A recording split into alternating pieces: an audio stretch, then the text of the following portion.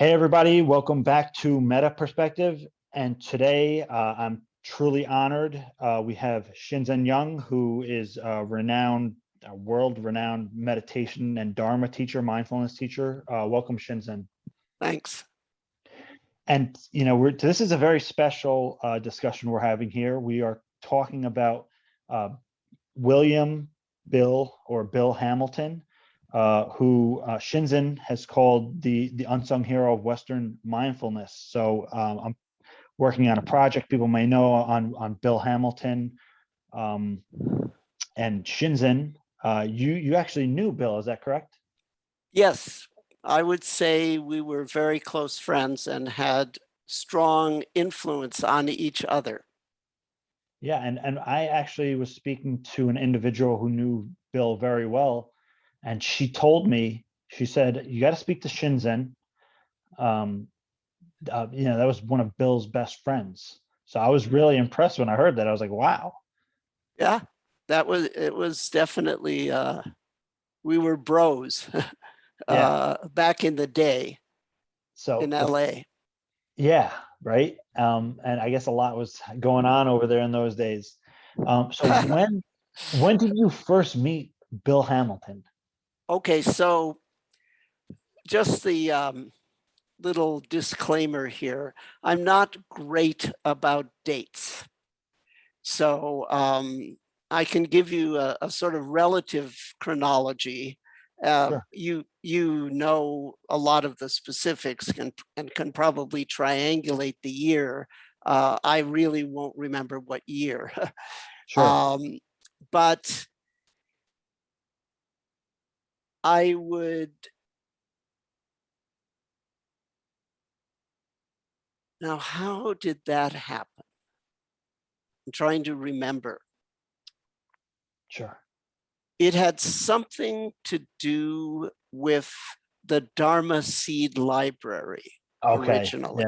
And I think you know about that and its role in the early history of Jack and Joseph when they Yeah. came back from Asia. So Bill, as I remember, had an engineering background. Um, so I think an audio engineer maybe, and he had tape duplicating equipment. This is way before people had computers, or if you had them, you couldn't duplicate. You didn't. There was no MP3 files, that kind of Yeah. stuff. So he could physically duplicate, and he, for some reason, and I'm not quite sure how that happened, was duplicating my talks. I'm not sure if it was for Dharma Seed or independent of that. I'm not really sure how that happened, but he was duplicating my talks, and maybe it was for me, Yeah. or maybe it was for some other people, but I think we met over that. He had what was then a rare capability, the ability to duplicate old-fashioned tapes that ran through tape heads, audio tapes. So that was the original connection. And then I'm not sure how it came to pass, but he was living in LA. And I, by that time, was living on the West Side in LA, also with someone. And that someone and I, her name was Shirley, we were starting the beginning of what is now Vipassana Support International, but it was called at that time the Vipassana Support Institute. So Shirley was helping me sort of come out as a teacher. I had not been that public as a teacher. And then she had a background, her husband had, no, actually her husband had been one of the founders of the Hewlett-Packard Corporation. Oh, wow. Trying to remember his name right now. They were separated or divorced, but they were still sort of friends. And so Shirley created, I think, pretty much the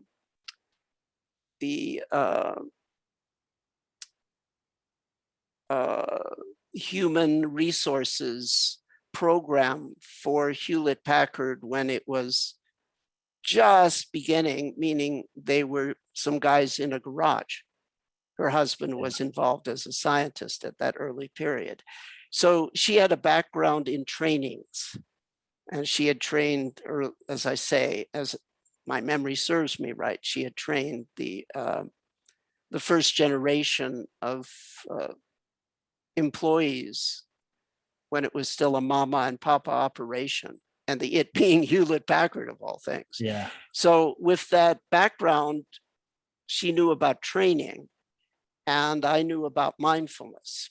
So we sort of were working together, and that's the time that I seem to remember I got friendlier with Bill, Yeah. to where we started to talk about practice. And he started to be my buddy in daily life and the other way around. You know how it is. Yeah. So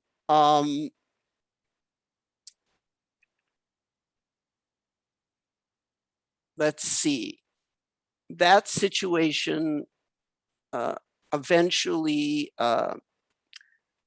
Shirley passed away.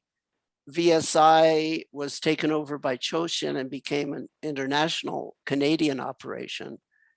And I guess Bill passed away. I don't remember when exactly. I seem to remember Kenneth and Daniel were caring for him, or one of them was. I don't remember the details. I ended up going to Vermont. Yeah. And then what happened historically was the retreat aspect of VSI transferred over to the current VSI that is centered in Canada with Choshin. And the coach training I was developing an interactive algorithmic approach to practice based on my science and computer interests of the time. And that training evolved into what is now the unifiedmindfulness.com website. And Juliana Ray has taken that over and grown it into something absolutely extraordinary. And you know, because you have some connection, how I'm very Yeah. proud of her and how she's taken some of my ideas and made a viable Yeah. Yeah. She's presence in the world. So it was when VSI and unifiedmindfulness.com, those two programs, were in their infancy with me and Shirley, and I was trying to figure out how you interactively, algorithmically coach people. So that was the period when Bill and I were intensely interacting. Yeah. What was your relationship with Bill like? Well, it was like a friend Yeah. relationship. And I would describe it as co-teachers. We were both teachers, but we had different specialties. He was, so we could serve as teachers to each other. And we did for a number of years. So what he brought to the table is he had detailed knowledge of how the Mahasi system, as taught originally by Mahasi, but then specifically as exemplified by U Pandita. Because as you know, and I'm sure you've dug into the fact that Bill was close to U Pandita and sort of got the word from the guy directly, and I got the word from Bill. So that was, although I did practice with U Pandita, but not as long as Bill. I had 1 2-month retreat in Australia with U Pandita, but Bill really knew the guy and could ask him questions and had a social relationship with him. So he more or less took me by the hand and explained to me step by step how noting leads to enlightenment. Yeah. And how it's a practice to be taken seriously. Up until then, my main background was Zen and Vajrayana. And I had not yet gotten the integrated picture of how these various Southeast Asian lineages fit with that stuff. I understood that stuff because that was my specialty. I had been in a PhD program in Buddhist studies with strong emphasis on language. So you had to learn a bunch of Asian languages and go to the original text. It's serious scholarship. So I understood how Vajrayana worked, and I understood how Zen worked. And I even understood the relationships between them. I didn't know how all this, quote, mindfulness or Southeast Asian type stuff fit in the picture. Well, he explained it step by step. And he explained the central role of what I now call flow. That's just my word for anicca or impermanence. And particularly, he was able to explain the role of various vibratory frequencies of flow. He was an engineer, and I had a science background, and we could talk the same language. So he brought an expert's knowledge of the nuts and bolts of how U Pandita brought people to stream entry. Wow. He just explained it to me. And he explained it in terms of sine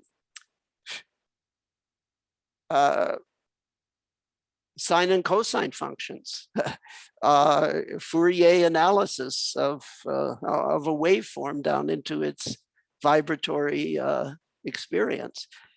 And that got me to take noting seriously and to take that whole way of working seriously, and also showed me how to integrate it with what I had already integrated by seeing the relationship between Vajrayana and Zen. So now I had all 3 vehicles. They made sense to me as an integrated package that leads to a different style, but the same basic, place, you might say, where we're going. On the other hand, he was not that knowledgeable about those 2 traditions. And so I was able to fill in 2 vehicles for him. And he filled in the 3rd vehicle, plus gave me some really great science ways of thinking about it. And I would say that was the main interaction. And that's why people like Daniel and Kenneth, they take noting seriously, and they take stream entry to be feasible. My Zen teachers didn't call it stream entry, they called it Kensho, or see your nature, Satori, Gedram in Vietnamese, Kai Wu, in Korean, Kai Wu, in Mandarin Chinese. I mean, they use different words. They don't call it stream entry, but it's stream entry nonetheless. Yeah. So from Zen, I had it that, you should, quote, seek this, even though you can't seek it, you're already there, blah, blah, blah. We know about that. Yeah. But it was not like, oh, we're going to not talk about enlightenment. We're going to talk about it. And that came from Bill. My confidence to talk about it you know, uh, from the Theravada point of view. Then I had other Theravada teachers. U Silananda was also very senior. He had studied with Mahasi, and he lived in the US and didn't have many students. We were friends. And then a number of other people who from different forms of Southeast Asian practice. I worked with them, Goenka retreats, etc. And then I started to get a pretty integrated picture of how the various Southeast Asian lineages work and the stages that you would tend to go through, the types of experiences you would tend to have.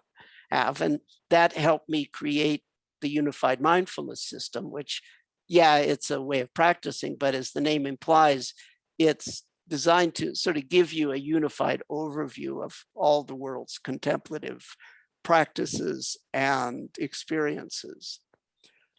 So Bill helped me fill that in for contemporary Southeast Asian practice, and also gave me some very interesting stuff, ways of thinking about this that are mathematical and scientific.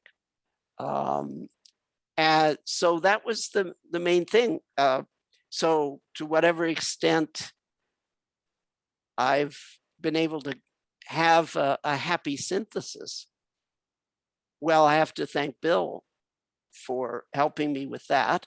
The other thing is, besides this mutual teacher to each other, we supported each other through various personal crisis experiences. Yeah. And there's that. Well, and you mentioned that, Bill gave you kind of an idea of how noting in the Mahasi style can lead to enlightenment or stream entry. Could you give us like a summary of how he would have explained it, if you could recall? Well, this any of is it? my memory, of course. And Sure. this is just this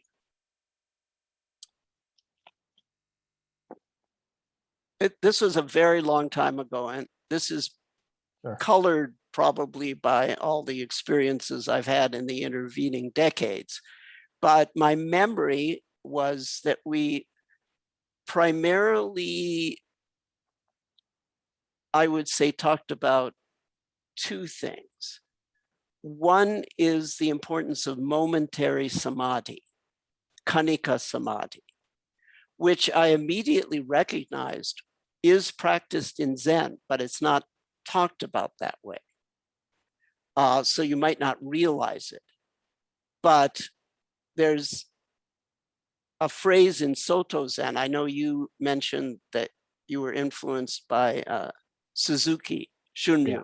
There's a lot of sibilant names in the Zen world. There's several Suzukis, a Sasaki, a Senzaki. It's confusing, but you were the Soto Zen Suzuki Shunryu. So in his tradition, they have this word in Japanese, kakusoku. It more or less corresponds to momentary samadhi, but what it means is something like conscious contact, kakusoku, conscious contact. That's the state you're supposed to be in when you're doing shikantaza. Okay, yeah. And then in Rinzai Zen, you have these koans, like when you see the flower, how do you experience oneness? When you hear the temple bell, how do you realize true love? When you are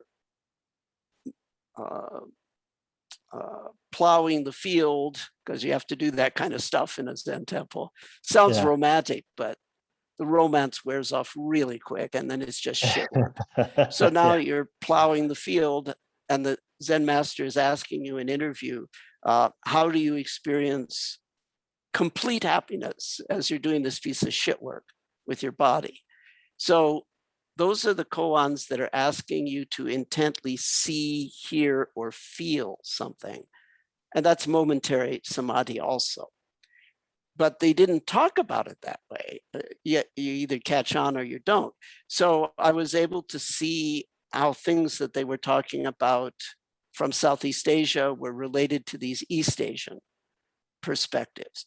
Then very significantly, as mentioned before, because he was an audio engineer, he was very aware of Fourier synthesis and Fourier analysis. This is the math of how you build complicated shapes in space-time using rates of change, all the different levels at which something can expand and contract like a sine wave, although each frequency is actually an independent dimension. So you can create arbitrary functions with an infinite basis. If you have a background in math, you understand what that means. So they're used to build shapes, how shapes arise from vibrations at all the different frequencies. That's Fourier analysis, Fourier synthesis, and Fourier transform is the continuous analog of that. So he was very attuned to what I would now call vibratory flow, and the fact that you ride a sequence of progressively more subtle vibrations into the absolute rest that is their source. And then you see how those vibrations activate up again and spew out the inner and outer see, hear, feel that is the sight, sound, touch of the world, and the mental image, mental talk, and body emotion of the inner world. So I started to look for the different frequencies of vibratory flow, and of course it was there.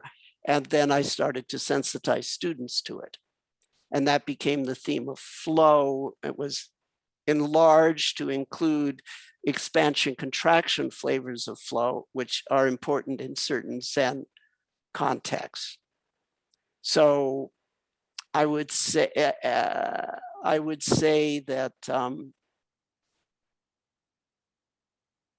you know, if I were to list first a mindfulness practice that's calling itself with that M, mindfulness, and taking enlightenment seriously, not sweeping it under the table, oh, this is too advanced, or this is not feasible for the general public, or we don't want to talk about this because it will marginalize people who aren't enlightened yet. That last one, I don't know whether to laugh or cry, and you're calling yourself a Buddhist, and you actually have the words of the Buddha in front of you. You can do it in a week. If you're serious, he said that, folks. And you're saying, we don't want to talk about this because some people aren't there yet, and we don't want to make them feel bad for, come on, give me a break. Sorry, but do you just think, saying. well, do you think that, because I mean, again, I've asked around a lot about Bill Hamilton, and there's not as much available as there should be. Do you think that he may have, Bill being forward about it in the way that he was, may have gotten resistance in the mindfulness community because of his attitude about it? I'm not aware of that. Okay. No, I'm curious because I No, don't know. I have no reason to believe that would have been the case. Okay. Now you actually ended up living with Bill at some point? Yeah, when I broke up with Shirley. Okay. Yeah. And in his book, the only published book that I've been able to find written by Bill is called Saints and Psychopaths. There are notes in that book that actually say that he had another book called the Synergetic Primer Tool and his translation of the Dhammapada. I've not been able to find those, but in that book, he mentioned that he did a retreat with you, and he gave a talk. This, I know that's a long time ago, 1986. But he said, yeah, that's a long time ago. Do Thanks for you filling in the date. Now I know it was the mid 80s. Yeah. Well, so in the book it says that you guys were doing a retreat together, and I think he says that you were leading the retreat, but he gave a lecture on the Saints and Psychopaths theme again in 1986. Was he ever doing Dharma talks?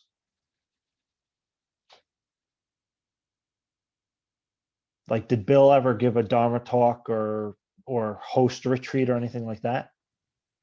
Well, I know that he had people that came to study with him and Yeah. do self retreats. Okay. And he would have been functioning, of course, as a teacher Yeah. in that situation. Um, I don't know how much he did in public. Okay. Yeah, that's the big question because I can't find any recorded talks by him or videos, especially. And if anybody's listening or watching this and you have tracked down some video or audio, please send it my way for this project. I would greatly appreciate that, or any leads you might have to that.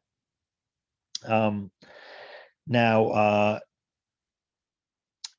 in that book, actually, it's the first time I came across this term. It says Maha Vipassana. Had you ever heard Bill talk about that? No, Okay. I've never heard that phrase. Whose phrase is that? It's an interesting phrase. That's what I'm trying to find out. Bill was talking about it. I'm not sure if it was of his own creating or if he got that from U Pandita. But in Saints and Psychopaths, he's specifically talking about this Maha Vipassana, or I think he italicized it as deep insight. So it's not just Vipassana. It's like another deeper level of Vipassana Not sure where almost. that terminology comes from, Okay. but I can connect you with a resource, not a resource to Bill, but a resource to Burmese terminology. Yeah. I can give you a link of a practitioner who is Burmese and has studied a lot of this and wants to be affiliated with our lab, SEMA lab, to help us with some of our research. And he might be able to find out whether that was something Bill made up or something Upandita made up. Yeah. Yeah, So that'd be I'll great. give you, email me and I'll Yeah, connect you with him. sure thing. And how did you ever interact with Bill when he was at IMS?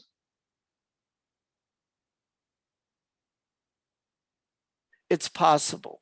Like, stay there and do a retreat with him? Oh, not that way. Okay. Maybe talk by telephone, but not sure on that. From when to when was he at Oh, IMS? it was I believe it was in the 80s. I don't have the dates of that's another thing I should get. Yeah, if you say I'm- he was giving a talk with me in 86, yeah. then that, puts a date to that. But how much, I probably would have only met him. No, I don't want to say. I'm too murky on the Sure. time Sure. frame here. Yeah, and I'm in the process myself of trying to build a timeline for this project of Bill, and where he was and what he was doing in those years when he was really active in the Dharma world. Um, do you Well, how the other thing is it was inspiring because uh, it was so step by step. I mean, this is how they do it. They look for this. When this happens, they say this, and then they look for that. And that really reinforced what I had taken up from computer science. I'd been in the UCLA computer club before everyone had a computer. uh, I that's how old I am. I programmed in, do do you know that they used to use punched cards in computers called a No, hollow-earth card? You don't even know that. You've no, never even no. seen one. You had a deck of cards like this. Each one had a line of code. And you had to load that thing. And it was batch processed during the night by an IBM 36090, which was a state-of-the-art computer, but that was a giant business computer that occupied, half a room, right? But Yeah, we had access to it through the computer club. So I had gotten this idea from learning this Baroque language PL1, which combines COBOL and Fortran into this Edsel type thing. But anyway, I'd learned about algorithms, and it was inspiring to see that there was an algorithmic aspect to the way they were teaching. And then that inspired me to get serious about that approach. yeah. And when you mean like an algorithm for Well, teaching, what? if this happens, it means that, and Okay, tell them this and don't say that. Of course, I don't map it out the same way they did, but they were looking for, they had specific things they were looking for. And traditional interpretations, I have specific things. You'll see when you complete your training with Juliana. yeah, It's very much a flow chart.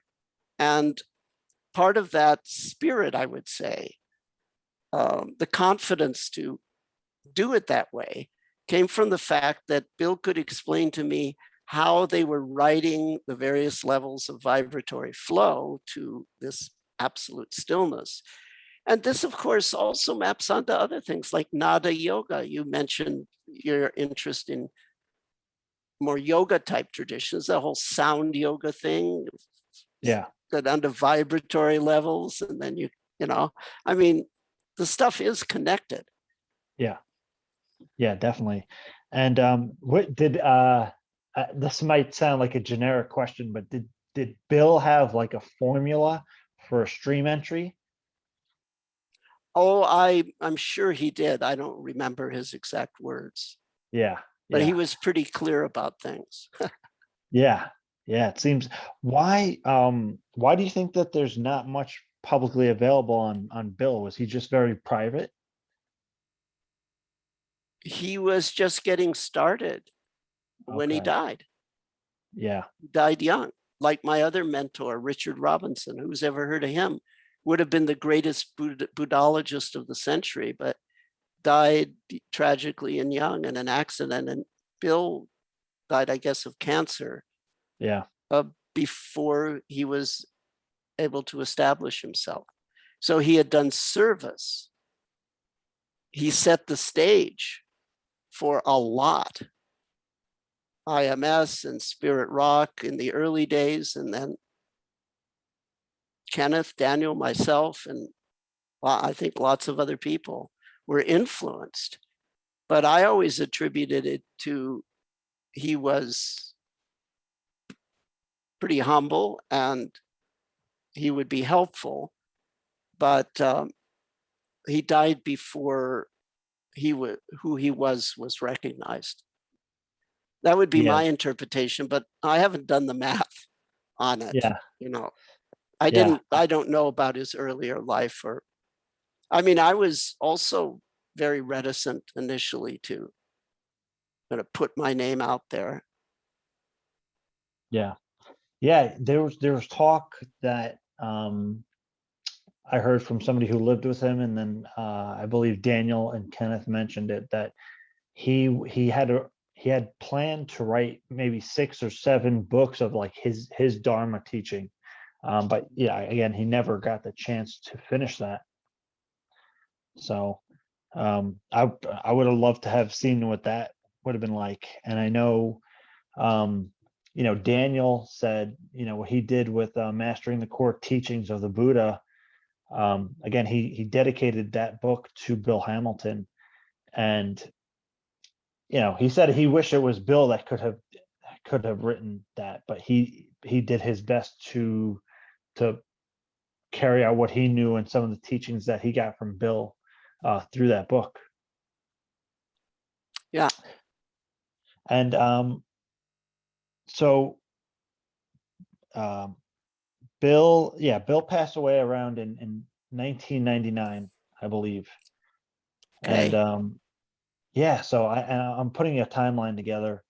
So So I knew him at least from 86 to 99, yeah, based on your math there. Whoa. I did not realize it was that long. Well, but I wasn't with him at the end, but I think I talked to caregivers at the end. yeah. So that's longer than I realized. And we might have met before that. I mean, that's like 24 years or something. Am I doing the I think math right? No, 13 no, years. That's 13, 13. But over a dozen years. Yeah. yeah, I would imagine that you gave he said he gave the lecture when you were given the retreat, and that was 86. He probably started recording the tapes of your talks earlier than that. Yeah, I'm thinking at least a So couple years before that. he was actually recording the audio of your lectures? Is that how it was done? I know he reproduced things. Yeah. I don't remember if he recorded for me. Okay. Sorry. Oh, yeah. No, that's something I should try to figure out. Um, so, um, did you get to see Bill transform in his practice at all from when you met him and subsequent years of how he progressed?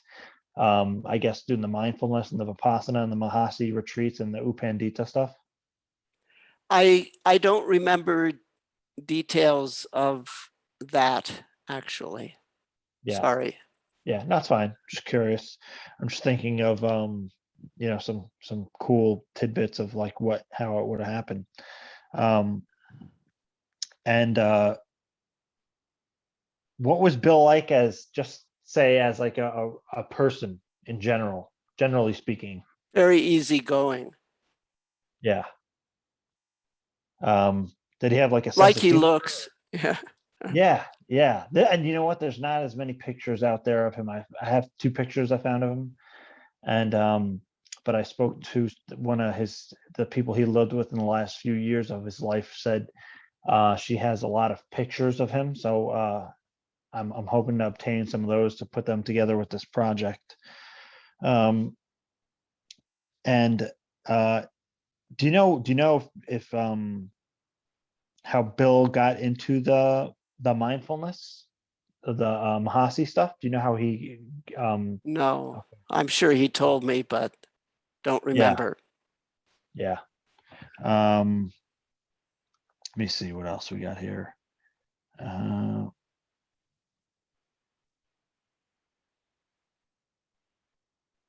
were you, I guess, do you remember when he published the Saints and Psychopaths book?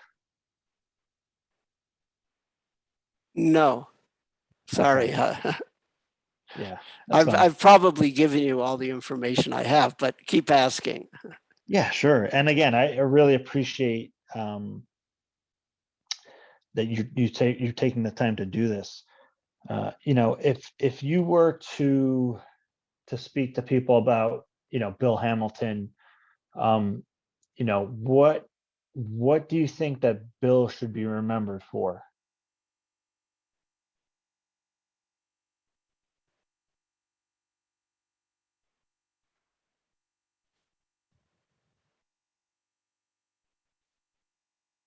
Yeah, Anything like probably if I were to say one thing, it's an early voice in the Western mindfulness community that says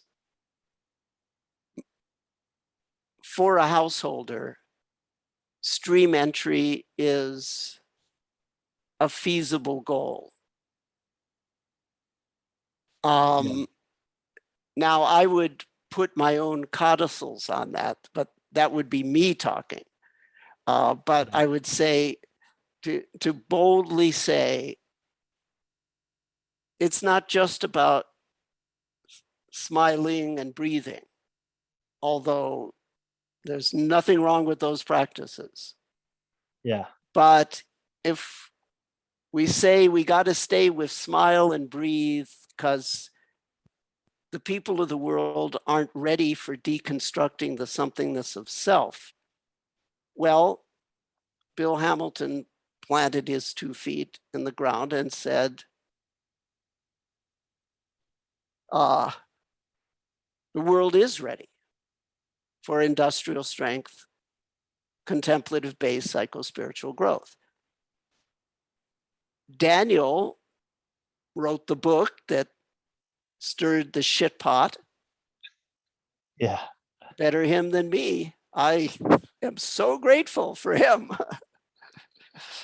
I don't want to stir up any shit pot.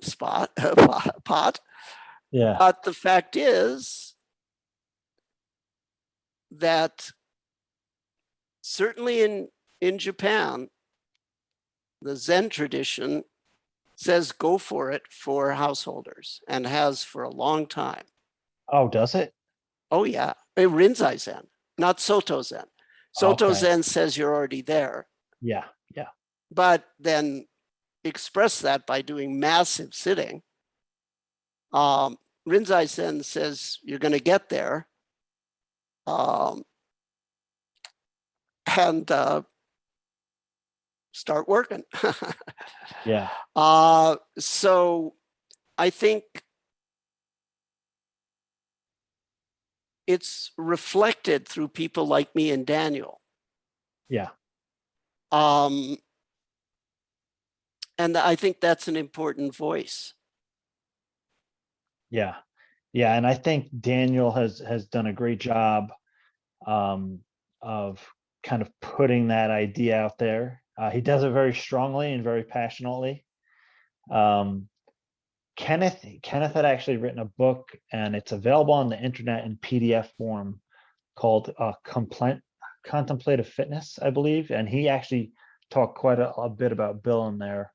So I'm gonna hope to summarize some of that and put it out there. Hopefully I can get Kenneth on the record. If not, I know Kenneth said that we can talk on the phone. I can interview him and kind of get out what his take on Bill is and what he learned and how that affected him. But in that book, Contemplative Fitness, he talked quite a lot about his relationship with Bill Hamilton and his experience of going through that. And Bill had a lot of interesting comments about enlightenment and stream entry, such as like enlightenment highly recommended, can't say why. Daniel and Kenneth both said he had a lot of like one-liners. Do you recall him having one-liners like that? I think so. Yeah, Now that you're saying this is decades ago. Yeah, mine would be my one-liner would be I have 2 one-liners. Enlightenment is feasible. Yeah. And it's overrated. Oh, okay. Very interesting. Why would you say overrated? Well, you can guess. Yeah. It's not a magic pill that's gonna make you perfect. You're still human. It gives you it makes the work a lot easier, but you still have to work. Yeah. At refining the self. Yeah. Yeah, and it brings its own challenges too. Yeah. We call it integration. Some people have a lot of difficulty integrating emptiness with being a human. And they're both very important. Yeah, some people they don't ground very well. I mean, they hit that point, even different, we can say, insight stages, and they find a hard time integrating that. If you go to if you continue with your training at Juliana's site, you'll come to our algorithm for dealing with those phenomena. We've got a whole thing. We train the coaches what to look for, and et cetera, et cetera. Yeah. Yeah. Yeah. Because I imagine that's pretty tricky territory. That's right. And that's the flip side. You know, we want to encourage people to go for the good stuff. On the other hand, it's actually not as good as you think it is. Yeah.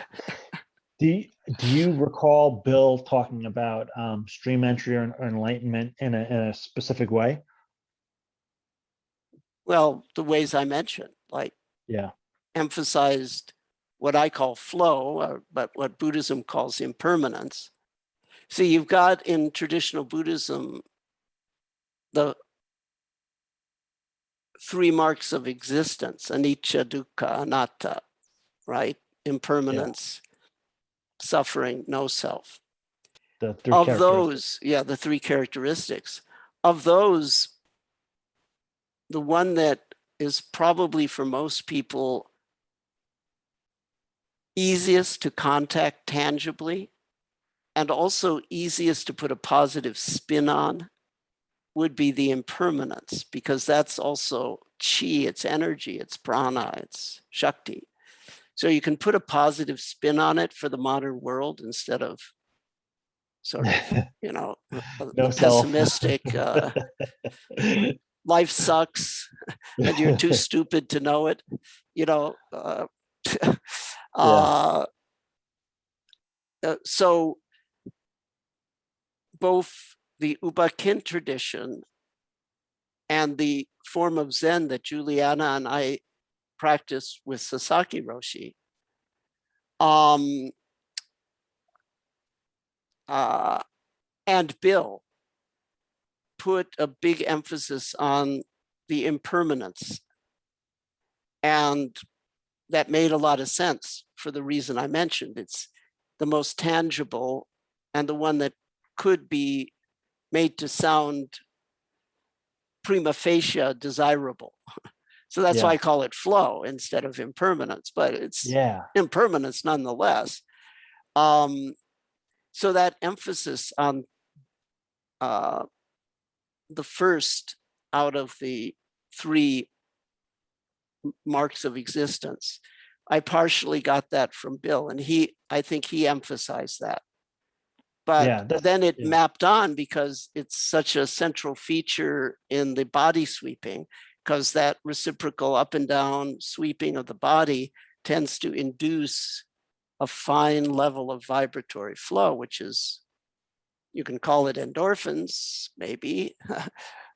We'd have to confirm that in the lab, but Yeah. we know what that is. And that's a pretty good unifying principle. And as I remember, I'm filtering it through my lens, but I think part of that I got from him, or that came out of our mutual discussions. Yeah. So we basically did comparative Buddhist practice over those years, you know, Yeah. discuss the issues. Did he have any other unique approaches? I guess just focusing on the impermanence was one of his big emphasis. That's my memory of Yeah. my experience with him. Sorry, I don't know the answer to your question Yeah, though. sure. Sure. Do you know if he ever integrated other kind of trainings into his mindfulness practice? Like I guess when you were talking to him about Yeah, Zen or anything, I'm did he not ever? aware that he did those traditions, but he might have. But we Yeah. definitely discussed them because we were trying to build a model that sort of worked for the whole Oh, picture, cut across traditions. But I don't know that he ever actually practiced any of those.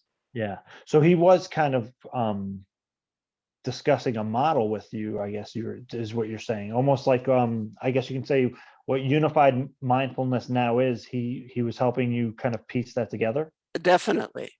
Okay, yeah, see That that's a you could say that. That would definitely be an act. I mean, many factors have entered into dozens of people's input, teachers, students over the years. But This was part of my R&D for UM, the current Yeah. UM system. Yeah. I think we called it basic mindfulness.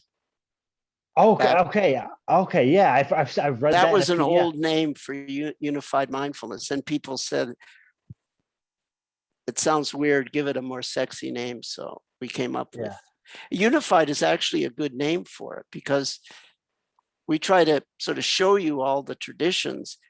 And then we don't say they're all the same thing, but we draw the arcs that are the relationships that connect the different parts. So you can get a sense of contrast, complementarity. Something might be included within a larger version of something, etc. So we sort of try to unify the mindfulness field by saying, okay, here's all the pieces, but here's how they're connected. And Yeah. some of those connections are differences. But Yeah. when you put it all together, you can sort of get a picture. Yeah, so that's, I guess, why we decided to call it unified mindfulness. Yeah. It is pretty sexy too. No, but that and for for people watching and listening, yeah, you definitely have to check out Shinzen's the PDFs. They're available on the internet. They're I mean they're so straightforward. That's what I like about your work is so straightforward, and I really appreciate that, because it's not and this kind of mystical thing you have to try to decode. It's just right there. So I really appreciate that. Now is you have the see, hear, feel. Would you consider it the same or different as the Mahasi noting? That's a technical question. That's going to entail a technical answer. So my question back is, how much time do you have? It is absolutely based on the Mahasi way of working. And it's based on U Pandita's notion that you need Kanika Samadhi, or momentary high concentration. So all that is straight Mahasi.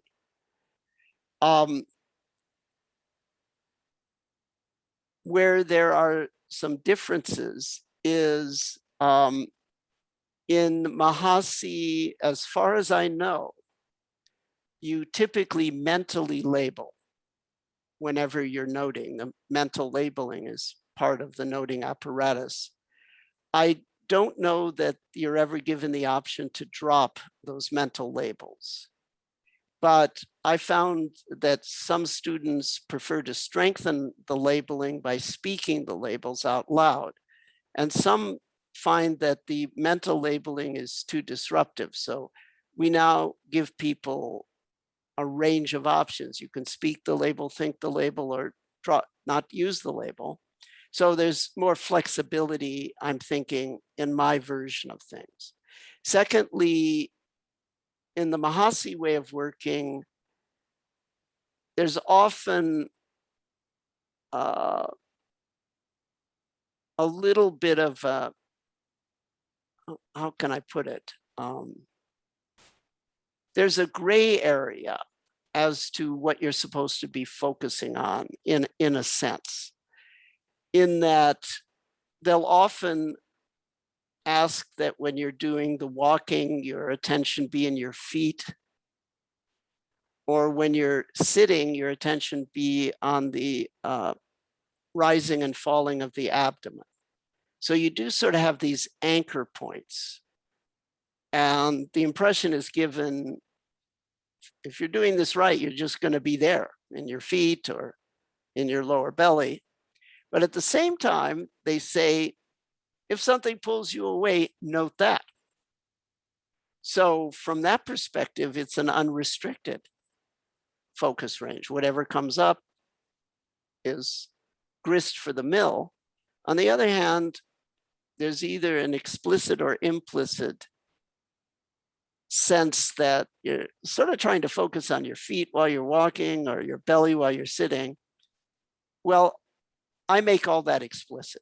If you got a focus range, we're going to say what it is. You're either, and if you're doing see, hear, feel, your focus range is unrestricted. If you're doing see, hear, feel in, you're just working with mental image, mental talk, body emotion. So we created a classification of the different focus ranges so that we could be very precise about what people were focusing on when they were doing it. I don't think they, to my knowledge, ever do things that way. It's more or less one size fits all, and it's sort of what I just described. So we've broken that down into a lot of, that's what I said, made it into a flow chart. Yeah. Another difference is